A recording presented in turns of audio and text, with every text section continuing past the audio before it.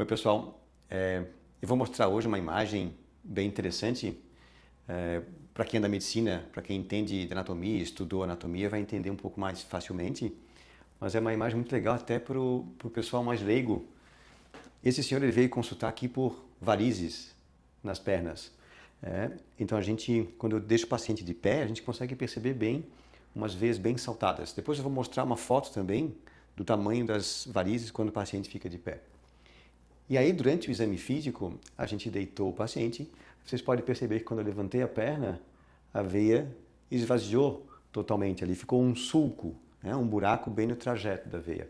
Que eu mostrei aqui com a mão agora, a veia bem saltada. Né? Então, eu esvaziei a veia e eu vou pedir daí para o paciente tossir ou fazer o que nós chamamos de manobra de Valsalva, que nada mais é do que ele fazer uma prensa com o abdômen, como se fosse soprar um balão sem soltar o ar. E vê quando ele faz isso, ou quando ele tosse, a veia enche ali, ó, tum, vendo? Ela vai encher lá de cima do joelho, né, em direção à perna, tá vendo? Né, que legal? Então isso tem uma explicação anatômica, fisiológica muito fácil de ser entendida para quem conhece anatomia, para quem conhece fisiologia, para quem conhece hemodinâmica. E era isso que os médicos antigamente faziam, né? A gente não tinha tanta tecnologia como tem hoje, ultrassom, Doppler, para fazer esse diagnóstico que pode ser feito pelo exame físico, né? Olhando, palpando, né? E fazendo esse diagnóstico. O que é esse fenômeno? Existe uma manobra que a gente faz no exame físico chamada manobra de Trendelenburg, que é para verificar como é que está a nossa veia safena.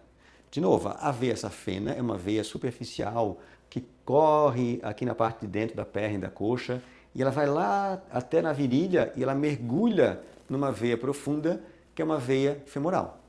Quando ela mergulha nessa veia profunda, ali tem uma válvula para impedir que o sangue desça para a perna. Descer para baixo é uma redundância, mas desça em direção ao pé.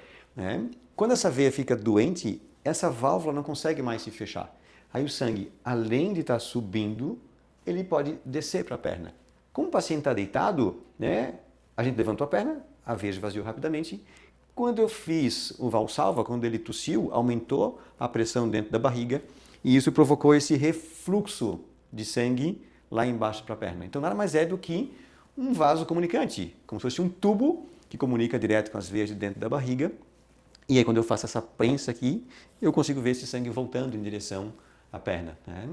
E foi bem legal porque a filha do paciente estava junto e ela é farmacêutica, entendeu perfeitamente esse tipo de manobra. Claro que hoje a gente tem, como eu falei, muita tecnologia, né, para fazer essa avaliação e mesmo com esse diagnóstico clínico, né, pelo exame físico já feito, a gente sempre pede um exame de ecodoppler para daí então fazer uma avaliação muito mais detalhada.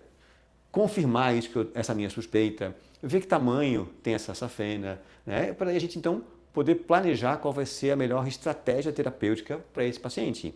Se eu vou fazer uma ablação com laser, se eu vou ter que fazer uma cirurgia realmente convencional de retirar essa safena, ver como é que estão as veias profundas, que é por onde passa a maior parte, né, do nosso retorno venoso. Então, é um exame para nós hoje imprescindível, mas eu não dependo totalmente dele para fazer o meu diagnóstico. Eu já tenho o meu diagnóstico firmado, eu só solicitei esse exame para uma complementação, uma confirmação e um planejamento terapêutico daqui para frente. Só para mostrar essa imagem bem legal para vocês.